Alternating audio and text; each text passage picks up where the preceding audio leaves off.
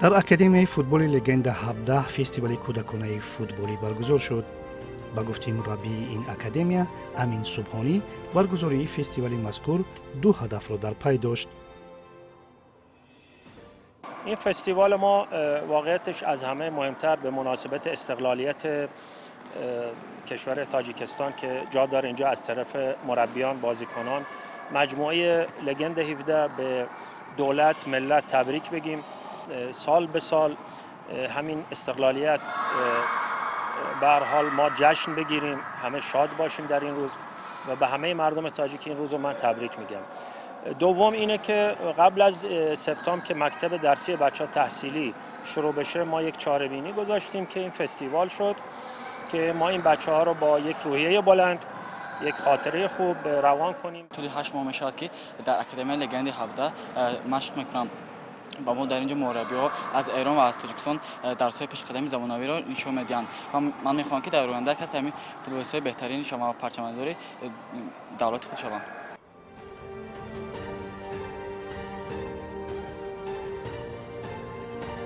از زمان افتتاح تا این دم کاری اکادمی خیلی تقویت یافته. عین حال در 6 گروه سن و سال‌های مختلف کودکان و نوجوانان مشق فوتبال می‌کنند.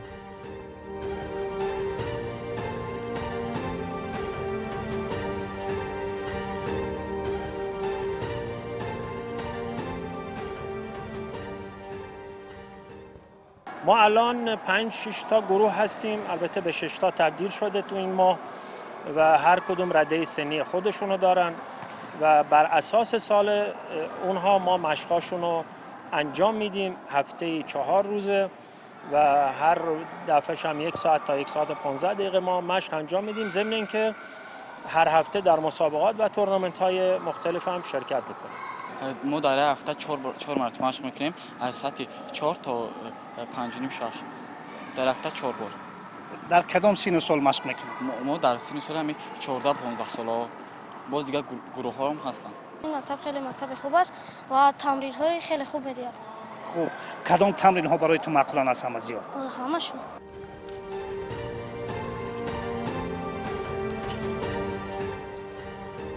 اگرچه اکادمی هنوز نو تأسیس است، اما گروه های آن توانستند که در چندین مسابقات شرکت نموده مقام های افتخاری را کسب کنند.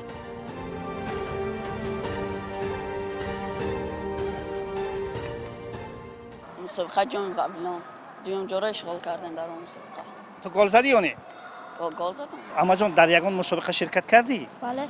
کدام مسابقه بودن؟ مسابقه واویلان سر داد. شما چندم جا گرفتید؟ 3م جا. ما الان رده سنی 2012 مون در مسابقات شهر دوشنبه اشتراک میکنن از این هفته. قبلا هم تورنمنت های مثل حالا کمپانی های دیگه یا اکادمی دیگه که برگزار کننده بودن در استادیوم فرونزه ما اونجا اشتراک کردیم و نتایج خوبی هم گرفتیم.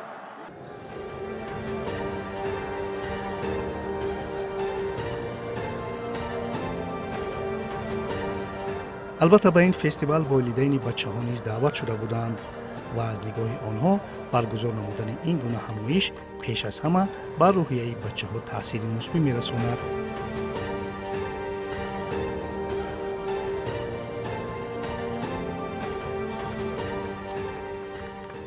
پسرم شاهین نام دارد.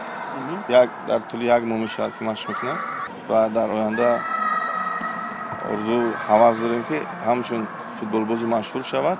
فرخ جان، با اندیشه شما برگزار کردن من همین فستیوال ها چی میدهد به همین بچه ها؟ البته باز هم با پدر و مادران که شما امروز جمع شده اید اینجا.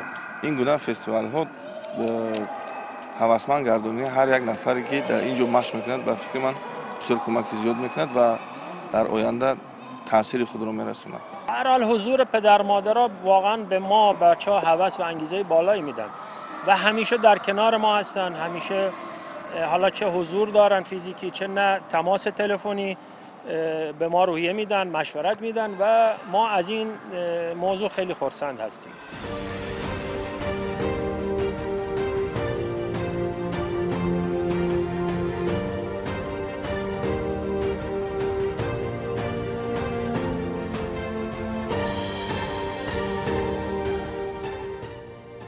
باید گفت رهبریت اکادمی برای در سطح بلند تربیت نمودن فوتبالبازان آینده همه شرایط‌ها را مهیا کرده، غیر از مشق و درس‌های فوتبالی اینچنین به بچه‌ها مشغولیت‌های آموزش زبان انگلیسی را نیز می‌گذرانند.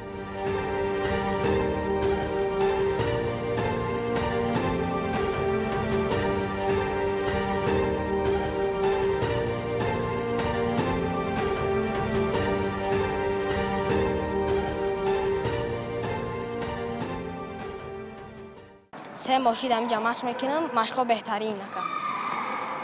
اینجا ترینرها خوبن، همشون بهترین. شرایط هایی که در اینجا پیشنهاد شده است و شما همچون پدر که پسرتون اینجا مشق میکنید معقول است؟ درست است؟ بله، شرایط هایی که در اینجا تشکیل شده است در درجه عالی و مربیایی که در اینجا مشق میدن بسیار متخصصین خوب هستند.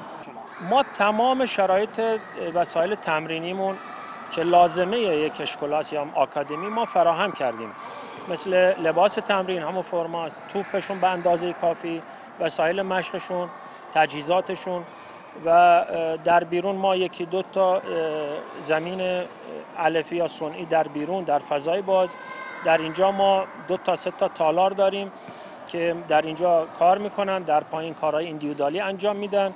ما اینجا باسن داریم، اینجا سالن تریناژور داریم برای رده سنی بالاتر و سعی کردیم تا جایی که میتونیم تمام شرایط رو ما اینجا فراهم کنیم. ضمن اینکه این آکادمی پزشک دارن، این آکادمی کلاس‌های تئوری برگزار کردیم ما در تابستان، زبان انگلیسی و روانشناسی و پیسخالگی.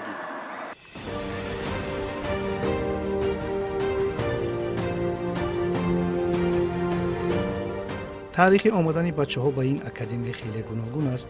یکی را پدرش آورده و دیگری را رفیقش. سومین باشد بازی ستاره‌های فوتبال عالم را دیده و با فوتبال ذوق پیدا کرده است.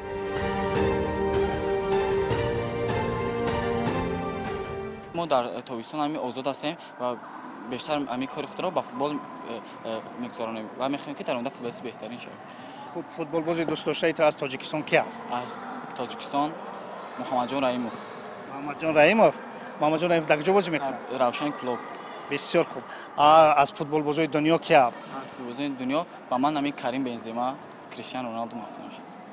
اصلا با کی مخلصی میکنی در تاجیکستان؟ با کدام دسته؟ با دسته روشن کلوب. امیر حمزه چرا محض فوتبال انتخاب کردی؟ از برای کریستیانو رونالدو او مرا چی داد؟ هوس به فوتبال، همون مرا هوس داد به فوتبال. اولین بار بازی رونالدو رو کی تماشا کرده بودی؟ اولین بار بازی رونالدو را با مقابلی تاتنهام دیدم، اونجا ذوق کردم. کلان شوی حتما فوتبال باز میشوی؟ حتما. میخواهی مثل کی باشی؟ مثل کریستیانو رونالدو. رونالدو مثل همین رونالدو یگان مراتب گل زده رو استقبال گرفته ای؟ بله. اگر گل زنی حتما هم خیلی استقبال میگیری. باشد موفقیت برای تو. من میخوام که مثل پدرم فوتبال باز شوم. خوب شهریار، اگر فوتبال باز شوی رقمی چنده انتخاب میکنی؟ 17. برای چی 17؟ 17 رقم پدرم. چند سال هستی شهریار؟ 9. چند سال شد که مشق میکنی در فوتبال؟ 7 ماه. شهریار کلان شوی در کدام دسته بازی میکنی؟ استقلال. در استقلال؟ آفرین.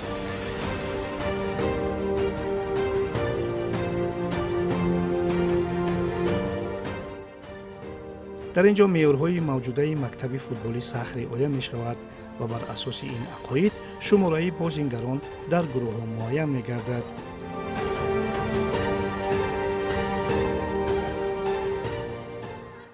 ما هر رده سنیمون الان 16 نفره و نزدیک به 80-82 نفر ما شاگرد داریم که البته بیشتر بودن ولی چون تابستانه و مسافرت رفتن یا استراحت رفتن کم شدن که دوباره از سپتامبر اینا اضافه میشن به ما. در مجموع ما 97 نفر هستیم.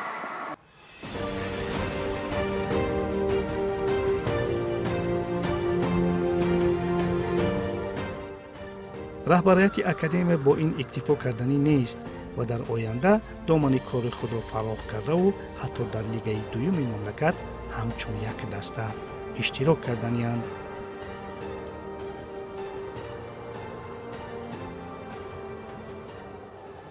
در آینده فکر ما اینه که بچه‌هایی که بزرگتر میشن خروجی این کار، رفتن این کار به یک تیم سعی میکنیم لیگ 2 باشه و در مسابقات بزرگسالان لیگ 2 به نام لگند 17 ما که درنده کلوب باشد، حاضر آکادمیه کلوب که شدیم ما در لیگ 2 هم اشتراک میکنیم.